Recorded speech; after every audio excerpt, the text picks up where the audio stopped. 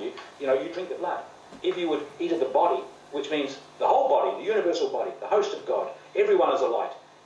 There's one body, there's one bread, there's one Lord. If you would allow the entirety of the body of creation to be your substance and sustaining power, the Word and the Spirit together would regenerate you. The breath of light would open the gateways of your judgments and let light stream through, dissolving the darkness. How do you get through to each individual person? Okay. Let's say the New Guinea Highlander. Okay. How do you get through to them? Okay, so what you do is, because we're all connected genetically, in the flesh and blood, in the alienation, we all can extend, and that's what Jesus said. As one awakens, you will awaken others. As one awakens, you will awaken others. In other words, the light that shines through one will shine to another. That's why the Bible says, if your gospel is hidden, in other words, the fact that you're Christ, if you shield Christ in you, the other man won't see it. But if you're determined to know yourself the way you're known of God, I am the Christ of God. And I'm determined to look at no man after the flesh. In other words, as I look at you, I'm only looking for Christ. As I look at the little pygmy... But still not getting through to the little pygmy in Africa or somewhere. Now let me say, Brian, as I say and look at someone, and I'm determined to look only for Christ, because Christ is the only reality. Flesh and blood's an unreality. But they don't know that. Yeah, but the thing is, in the matrix of the flesh, which is the interconnectedness of the body of humanity, there are cords of communication that light and illumination will travel through. Like someone will waken up because I woke up.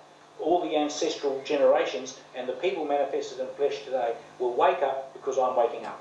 It's cords of light coming into accord with one another, you see. So you're the first then? I'm not the first. There are many. There are many who have woken up. Jesus woke up. There are many of the apostles woke up. Yeah, I don't mean went to that. life. I mean today. Well, people have been waking up for a long time now. Many people have gone to ascension. Many. You can't see them because they've gone to another realm. What do you say to a woman that's just lost her husband in Iraq that's been blown up on a Yankee landmine or something? You are beloved of God. Because what are you going to say? How do you do away with her suffering? Are you going to say to her that this world is true? Are you going to say to her, well Jesus says, comfort them who mourn. So you're going to comfort them. Cry. But what is the promise of the future for her to bring back her son as a resurrected person, born again to the earth? Well, the thing is, you can say there's no death for a start, because we know there's no death. Well, very hard for a woman that's just had her son blown up. They don't want to listen to it. But the thing is, Jesus says, move with compassion, embrace those who mourn, weep with those, and extend love. Love speaks for itself, okay? Now, she might have a mindset that there's an enemy that came and destroyed her, and she might think that the flesh and blood is real. She might think all of this is real and the world's real. She probably does. Most people in this world do.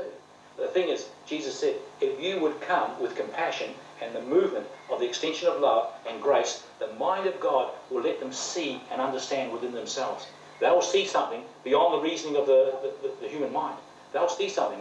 As you come as Christ, you're going to minister to that person in a time of need. You're going to minister grace. You're going to minister love and joy. And you're going to bring transformation. You're going to help them in their time of grieving. You're going to help them, right? But you're not going to tell them. But she is there. Yeah. Right? You're sitting here. How do you give that message to this woman that is totally landlocked by American occupation, and one woman there lost 18 relatives in one attack? But you see, how do you get through to her unless there is a power that's coming to the earth that is what they believe and is what the churches believe and teach, that Jesus as a man is coming back to the earth and is going to... How about Muslim about Jesus, you see? They're only going to be looking for what they believe. Time. We are looking at a certain set time when this is going to occur. What I'm saying, hell is on the earth. Hell is here, and heaven is here. It depends on which mind you're using. That's for sure. If you're using the mind of humanity, you're in hell. If you're using the Christ mind, you're in heaven. Now, for them to know that, see, they haven't tasted that much of it, but inside them they have insane thoughts as well as sane thoughts. They have glimmers of light coming through them. You can't tell that to a person that's just been blown up in a landmine. Brian, those persons are grieving for their loved one, a little small child that just died. If you go all the time. If you go as a carnal man, if you go, I'm a flesh and blood man, I'm trying to tell you flesh and blood woman, blah blah blah, there's your enemy, blah blah blah. If you try to tell them that way, you won't. But if you come as the Christ, you will extend to them the love of God, and they will see something. How do you get to that person? Okay, for example, now, God has placed us in nations, tribes and places, in families, and everywhere. We are to minister to our immediate area. Unless we're called to go there, for example. Now, I sent angels to China, activated people. Now, if God said Iraq, if God said, yeah, I have. I've sent a lot of angels to Iraq as well. There's a great awakening happening in Iraq. I met 2 Iraqi people on my trip to Egypt, and I spoke very clearly with them. Now the thing is, the woman who's lost her son in Iraq, she thinks this world is real. It's not. There's no death. But she doesn't know that. But the thing is, she can come to the stage of awakening. A landmine can be very convincing that it is real. Yeah, it is. It is very convincing in this world of delusion. So this is what we have to deal with, is the people that, because the promise of God of paradise on the earth is a physical reality. It's not a spiritual reality where you're going to drift off with the angels.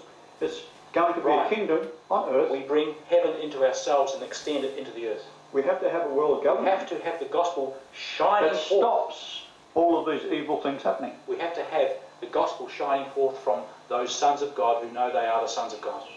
And the shining forth of the gospel will activate it in others. It says, the gospel, if your gospel is hidden, it's hidden from them which are lost. Now what is lost? Christ is lost within that woman in Iraq. She doesn't know she's Christ. She doesn't know she's Christ. She believes in Jesus. That's what I'm saying. They all do. She doesn't know she is Christ. She thinks that she's a flesh and blood body, and she thinks that Jesus is coming. That's where the philosophy comes in. You see? That's where the philosophy comes in. You believe that you're all Christ. This woman is waiting for Jesus to come. But what? Yeah, but I'm saying, which is the reality. She's got to wake up. They waited for Jesus to come when he was born in Bethlehem. She's got to wake up. See, because in Jesus' day, they said, when will the kingdom come? Because they thought it was going to be a physical kingdom on the earth. What did Jesus say? He said, he'll come again. Yeah, the thing is, like, it comes again into Not into all of you. He said, he will come as a person and rule the earth with a rod of iron. Let me say something. I'm doing an interview here, right?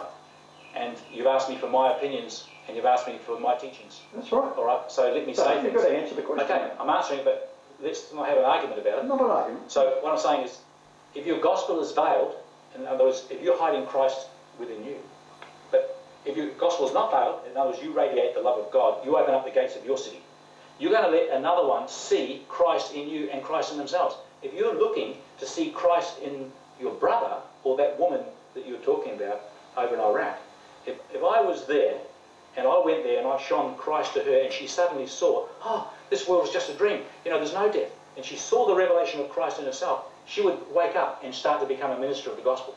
Okay? Now that's what Jesus said, you know, and that's the rock upon which the church is built. If you look at Jesus and Peter, you're talking about? Let me say the story, Brian. If you see the message of Jesus and Peter, now one moment Peter was speaking the word of truth, and the next moment he was speaking the words of the devil. That's the double-minded man that was working in Peter. But Jesus said to Peter, and who do you say that I, the Son of Man, am? And Jesus looked into the eyes of Peter. He shone the glorious gospel of Christ over and around Peter. And Peter looked at Jesus and said, you are the Christ, the Son of the living God. And Jesus said, the flesh and blood mind